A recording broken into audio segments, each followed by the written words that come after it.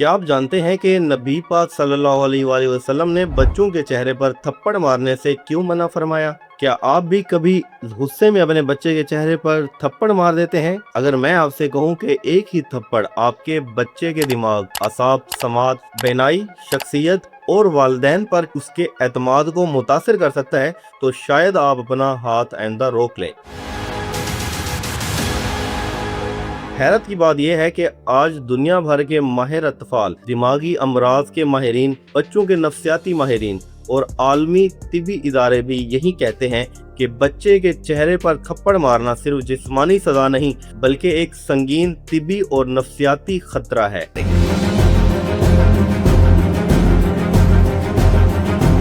और इससे भी ज़्यादा हैरत की बात यह है कि हमारे नबी करीम सल्लल्लाहु अलैहि वसल्लम ने तकरीबन 1400 साल पहले ही चेहरे पर मारने से मना फरमा दिया था। अब सवाल यह है कि आखिर चेहरा ही क्यों? आए इसे तिब की रोशनी में समझते हैं।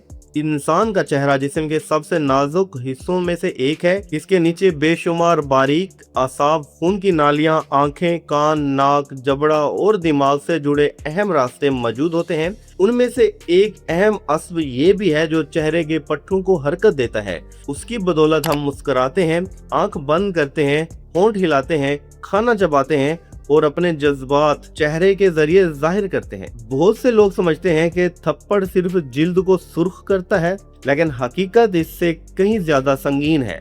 तहकीकी मुतालियात से मालूम हुआ है कि अगर चेहरे पर जोर से ज़रब लगे तो ये नाजुक आसाब मुतासर हो सकते हैं, इनमें सूजन या दबाव पैदा हो सकता है और बाज़ सूरतों में चेहरे के एक हिस्से की हरकत भी मुतासिर हो सकती है। इसकी वजह से बच्चे को मुस्कुराने में मुश्किल, आंख मुकम्मल बंद ना होना, होंठ सही तरीके से हरकत ना करना या चेहरा टेढ़ा महसूस होना जैसी अलामात पैदा हो सकती हैं।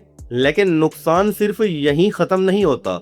चेहरे पर जोर से लगने वाला थप्पड़ सर को अचानक झटका देता है। इससे दिमागी चोट का खतरा पैदा हो सकता है, खास तौर पर बच्चों में, क्योंकि उनका दिमाग अभी नशोनुमा के मरहले में होता है।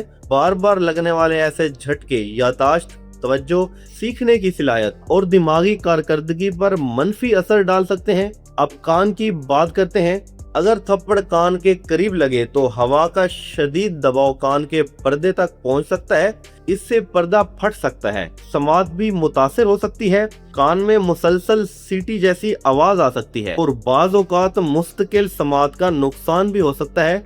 इसी तरह आंखें भी महफूज नहीं रहती। शदीद ज़रब आंख के अंदर खून आने, पर्दा चश्म को नुकसान पहुंचाने या बेनाई मुतासिर होने का सबब बन सकती है। नाक, जबड़ा, गाल की हड्डी और दांत भी ऐसी चोट से मुतासिर हो सकते हैं।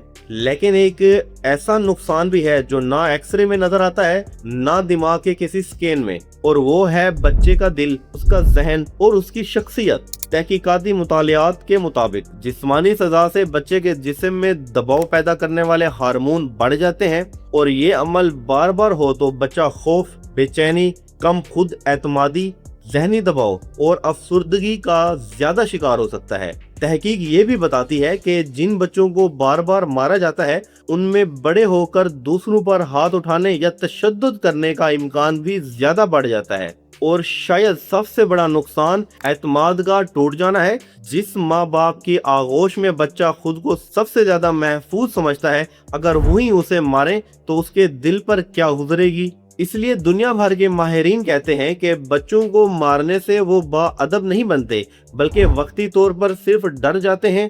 असल तरबियत मोहब्बत, नरमी, सब्र और अच्छी गुफ्तगू और मुस्तकिल रहनुमाई से होती है।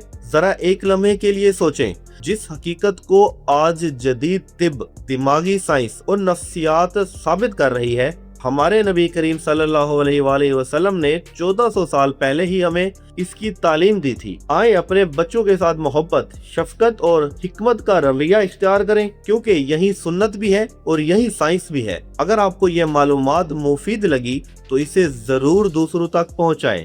शायद आपकी वजह से किसी बच्चे का चेहरा, उसकी मुस्कुराहट और उसका एतमाद महफूज रह जाए।